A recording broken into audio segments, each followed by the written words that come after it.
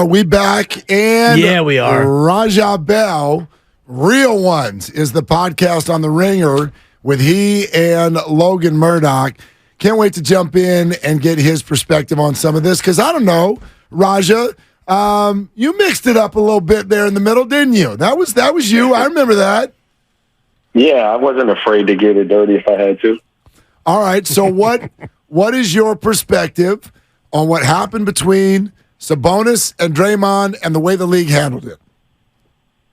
Well, I mean, I kind of have mixed emotions about it. I on one hand, what Sabonis did, if I'm someone having my leg grabbed and possibly tackled to the ground, like I have to figure out a way to get my leg loose from that. So, like, I thought that was a non-basketball play, and that warranted some sort of penalty above and beyond what he got. Having said that, kind of like when I had my moment with Kobe, like once you decide to do that, once I decided to do that to Kobe, it leaves the league very little choice. Like Draymond's kind of got to be suspended. Just stomp somebody in the sternum. And so while I understand trying to defend yourself and reacting to someone making a non-basketball play on you, can't stop him in the chest, man. So I have to side with the league as begrudgingly as it was to do. Like I had to do it. I'm actually looking at that flagrant on Kobe right now where you basically kind of clotheslined him and threw him to the ground, and it was a flagrant too. Did you receive a suspension for that? Yeah, I was suspended for a game, and again, I mean, I chose to do what I did. It wasn't the smartest thing in the world. I stood by it, but I wasn't upset when I was suspended. Like I understood the ramifications of it. Once that happened, I put myself and my team in a situation that it could have cost us the playoffs very easily. I was lucky that my team kind of responded without me and won the next game, but we could have very easily been eliminated from the playoffs. And I understood that I had to be suspended. It was one of those things. It was a play I felt I had to make at the time. In retrospect, probably didn't, but the ramifications sometimes of those actions are what they are. Raja Bell with us. Raja, I'm interested in this because a lot of us fans sort of feel like there's this back and forth from the league when something like this happens. In other words, I'm expecting the Warriors to get the whistle tonight. Do you agree with that? And did you ever experience anything like that? Yeah, I mean, I tend to agree with you. I think it's sometimes, like their mandates to come out. You see, presidents of teams and players, coaches all lobbying and working rush and working the league trying to get a call, and sometimes that bears fruit, sometimes it doesn't. I imagine that the Warriors are going to get a good whistle tonight at home. The refs are human. You're in an environment that's electric, and they're pulling for the home team. And provided that home team comes out and has energy and is bringing the fight, to Sacramento, if the Warriors come out like that, I imagine they get a really good whistle. Now, if they come out flat and Sacramento jumps on them and those refs can't get caught up in what's going on, then you kind of open up, the possibility for you not to get the whistle that you should get in a situation like tonight.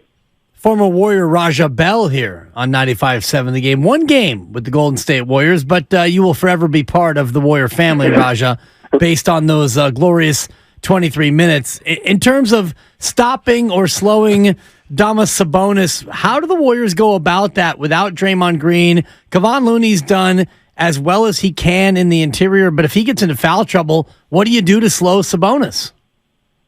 Yeah, well, that's a tough one if you don't have that extra body, right? And Draymond is as good a defender as there is in the league. Looney's got to do his best to stay out of foul trouble, quite frankly, and maybe that means here or there you concede something that you ordinarily would contest and put yourself in a precarious situation. Maybe tonight you refrain from that once or twice to preserve, your eligibility in the game. I tend to think that there's a direct correlation between offense and defense, and so sometimes the best defense against somebody like Sabonis is what you do with them on the offensive end when you have the ball. And so, given the opportunity to get him out in space and have him have to be in the action or whatever action that is that Golden State chooses to run tonight, like put him in it as much as you can. He's one of those pieces that isn't maybe as versatile as the rest of the guys they roll out there. And so, maybe you can get into his legs a bit. You can make him have to work, on that side of the floor in a way that affects his ability on the offensive end. Raja, go back to the Kobe moment and the suspension that you mentioned. I'm curious, during that game, what were you going through? What was that experience like? And how did you address your team? So, in other words, what's Draymond going through during this time? Yeah, that was really tough for me. I mean, that's you feel like there's a level of guilt associated with that, and you're just really praying and hoping that your team can pull that out, so you don't become the reason that you didn't have the opportunity to fulfill a team's ultimate goal. And so, it was a little different. I traveled with the team to LA, and I watched from a bar down by the hotel. So, I sat there like a regular fan, and I heard people talking crazy about me in the bathroom, and they'd look up, they'd see me in the mirror, and then get all sheepish and stuff. But it was a really weird experience to be sitting there spectating at a bar like I wasn't a part of the team. And then I just remember, I beat everybody to the tarmac, and I literally hugged just about every single person coming off of that bus because I was just so overjoyed that I hadn't blown it for us. So I'm sure Draymond's, running a gamut of emotions. Like he probably feels like he had to do it. There was a part of me that tried to convince myself that had to be done, and I'm sure Draymond's going through that. Only perspective kind of, in time gives you the perspective that it probably didn't have to be done. But, he's just hoping and praying that they can get this game and they don't go in that 3-0 hole. Huge follow-up question, which is what bar and what did you order? I don't know. I was sitting, it was across the street from the Wilshire upstairs. I think it was like a Mexican kind of cantina. I was there with my publicist, and we just sat at the bar. I drank more than I ate. I didn't have much of an appetite. And I just listened, we were amongst a bunch of Laker fans, and I did a good job of kind of keeping my cool. There was a lot of shade being thrown my way that night, but I remember the rest of it was a blur. Even the stuff that I was hearing at the bar, I was just so focused and so prayerful that team would win the game. And so I was locked in like I was playing it, even though I was sitting at home or sitting at a bar. That's so funny. I mean, just a random 6'5" guy, and people talking trash like you're not Raja Bell, and turns out you are Raja Bell. And in that moment, that's wild. Warriors down 2-0. What's the mentality of an NBA player in this situation with your back not firmly against the wall, but you're closer to the wall than you'd like to be? Yeah, I mean, I think the Warriors are positioned. I mean, with the amount of experience that they have, like they're fine. You realize that you might have had a couple opportunities to get one there, and you should have gotten them. But at the same time, Sacramento just did what they were supposed to do, which is hold serve. And if you can come out and do the same thing, then you still have a chance to go back there and flip the series on its head. So it's got to be about taking care of business tonight, coming out quick, coming out decisive. Not having to dig out of any kind of hole, dictate the tempo, dictate the physicality, really just take the fight to Sacramento in a way that maybe they weren't able to in Sacramento, right? You're going to have the Chase Center behind you. The whole Bay Area is probably lit up, waiting for this matchup. And so, you understand that if you slip up, you're in a 3-0 hole, but that's just in the back of your mind. You just have to hold serve. So we got to come home and get 2 games. That starts with getting 1. And that starts with the first quarter of tonight's game, and just approach it like that. Raja Bell is with us. Raja, I wonder just your breakdown of the Warriors this year. Same core as, that just won a championship. Through your eyes, what is the difference this year?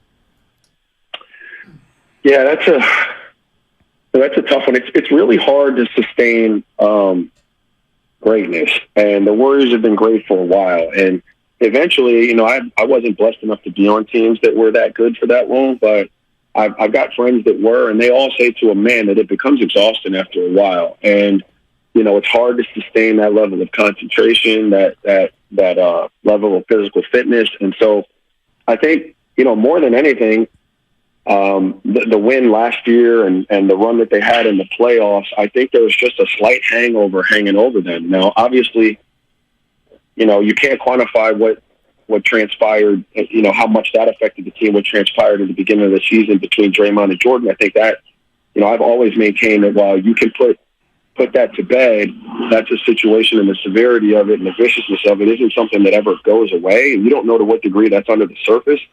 But they're a year older. It's been a great ride for a long time. And I think there's just some general fatigue and maybe you take your eyes off the ball for a second, and that's just enough in a league full of great young talent that's as skilled as they are offensively. And quite frankly, I think it's, Sacramento's a tough draw for anyone, but their pace and the way they're just coming at you full speed, the young, fresh legs that they have are difficult to plan for. And even when you plan for it and you have the plan that you think is going to be productive, that pace is a neutralizer. Once it hits you in the face and you're having to make these decisions like in real time, kind of, split second, and you've made a mistake, and now you're double and triple guessing, second guessing yourself, like it's just kind of a snowball. So I think it's this matchup in particular is a really challenging one for Golden State getting Wiggins back, because I think if they had another stylistic matchup and getting him back in the flow, they could have been ready for this in the second round, but it just kind of hit him in the face real quick.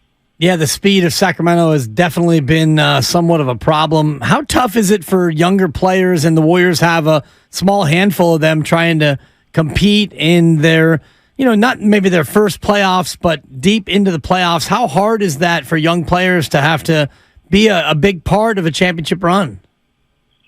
Well, it's difficult when you're asked to do. I was blessed when I did it with the Philadelphia 76ers that all they asked me to do was run around and defend, and really as a primary defender. So I didn't have to worry about scheme. I didn't have to worry about assignments. All I had to do was kind of lock in and guard Kobe or Ray Allen or someone like that, and that simplified things for me in a way that allowed me to kind of be as productive as I could. When you make the NBA, like first there's an adjustment to the speed of the NBA in general, regular season. And that takes a while to acclimate to, and then everything speeds up a little bit in the playoffs. It gets a little more physical. Every possession is fought for and challenged in a way that you don't always see in the regular season. And so there's an acclimation, period of time for a young player in the playoffs too. And so when you're asking them to do more than just lock in and guard someone, and their defensive assignments and their rotations, and then offensively, Golden State plays with this unique kind of high basketball IQ, player movement, ball movement system. There are a lot of decisions that have to be made.